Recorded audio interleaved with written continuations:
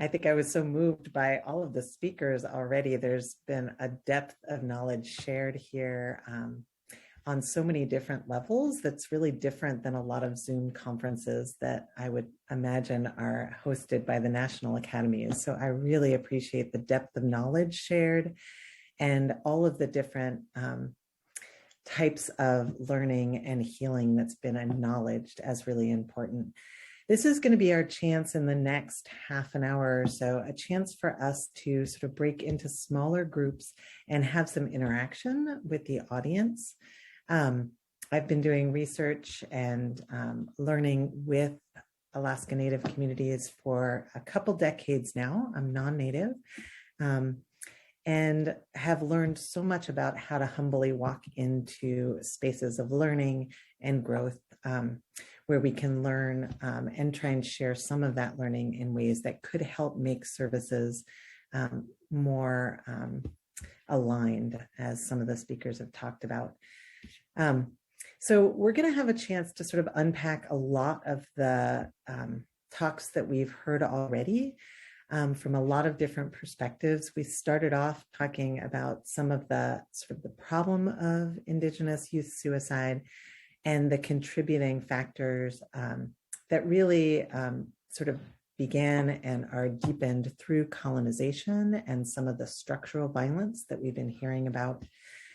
Really important to frame what's happening in those terms as the first starting point and the point to go back to again and again, so that we begin to really think about how to change systems to better align with community priorities and practices. And then we've heard a lot, and I really appreciate all of the understandings that were shared around language and strength and positive outlooks and the importance of relationships in a lot of different ways. So we'll have a chance to unpack that. I have images of bison protecting younger people. I have images of people learning through relationships with elders and community leaders, culture bearers, and the importance of tradition and ceremony and spirituality. So we've covered a lot of ground that isn't always talked about when we sort of shrink down suicide prevention to sort of one moment in a person's life, instead of opening it up to really thinking about how can researchers like myself, how can service providers, how can we be partnering with Indigenous leaders and culture bearers to begin to redesign and reimagine what's possible for helping young people find paths to their futures. So we're going to break into small groups for those who would like to join us. And those small groups are going to be self-selected. We have the practitioner clinician group. We have the policy leaders group. We have the community members group, and we have the researcher group. And in those groups, we're going to just talk about what we've heard from the amazing speakers that have gone before. What are some of the things that people have brought up to better understand the complex issue of Indigenous youth suicide, and some of the solutions that have been offered as community strengths, as culture, as language, as traditional and long-going ways in which communities have worked to keep their young people safe. So what can we learn about that, and how can we bring that forward? So we're going to be exploring both what kinds of what we've heard that's made an impact on us, and where do we go from here? So we'll spend about a half an hour together. If you don't want to participate in the small groups, we will reconvene again at 3:05, where you can hear just some snippets from those breakout groups.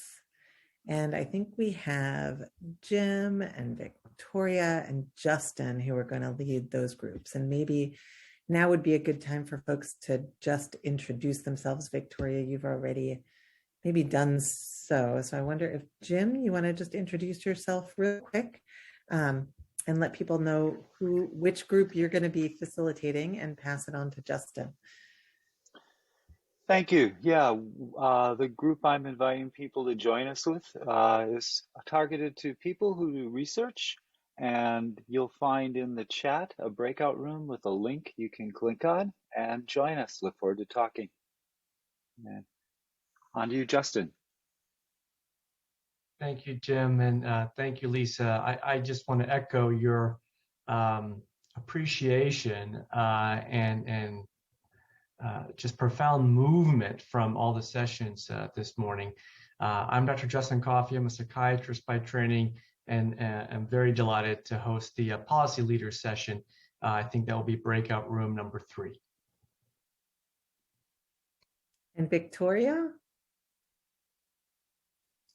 Hi, everyone. I will be leading the group with practitioners and clinicians, and we'll be in breakout room 2. Thank you. Great. And I will be hosting the community workers and members who want to join breakout room 4.